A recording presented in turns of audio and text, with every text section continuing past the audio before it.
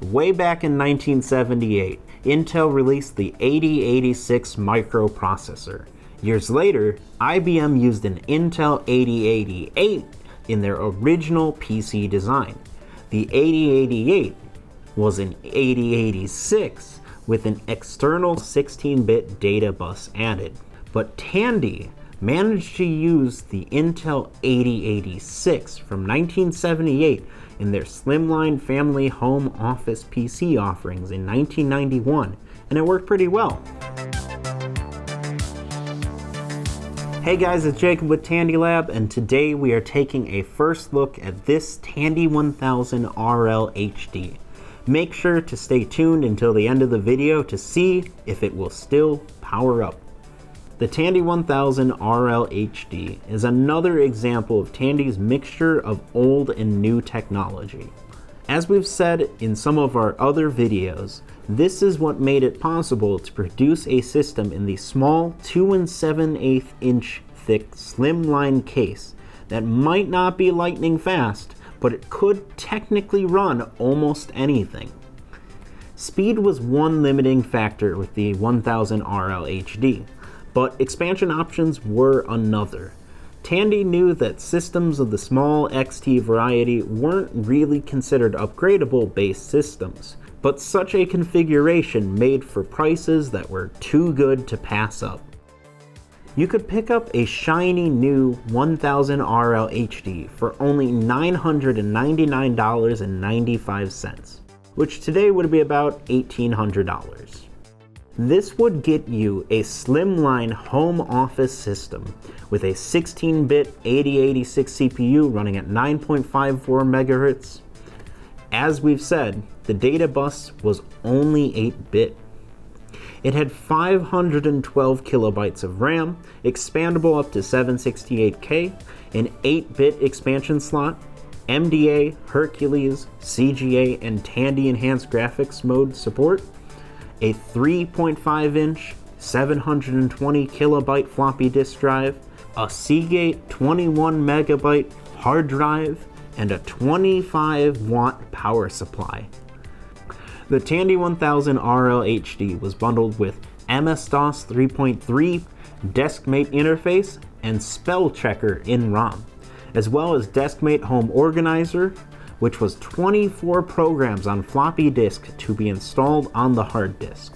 Taking a look at the front of the Tandy 1000 RL HD, you can see the Tandy 1000 RL hard drive badge, the 3.5-inch floppy drive, the power button, and the power and hard drive activity indicator lights.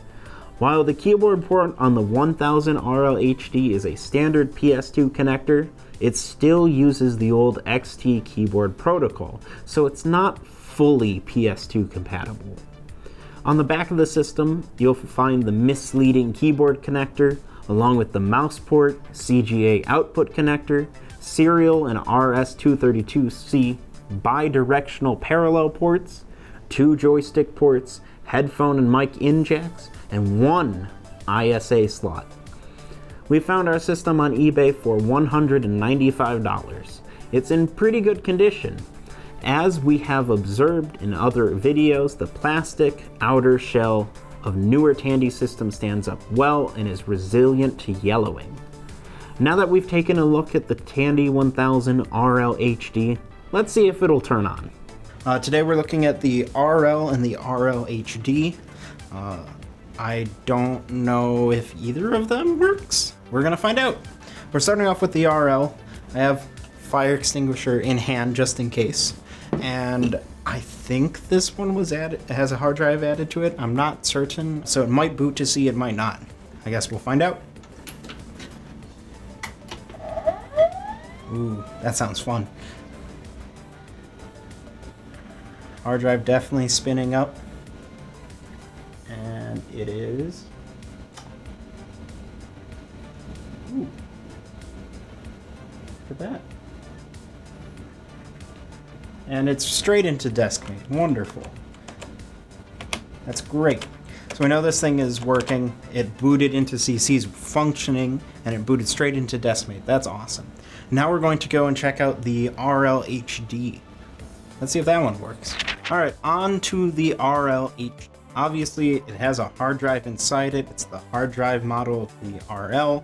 I'm not sure if that hard drive is functioning after all these years, though. So let's find out.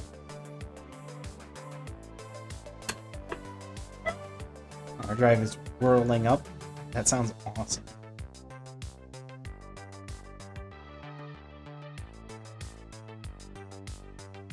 And it is at that seat. Oh.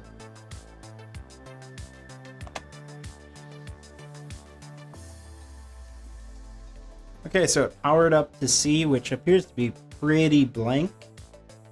So it works. That's another success. Wonderful. That's all I have for you guys today, so make sure to like this video and subscribe for more awesome Tandy content.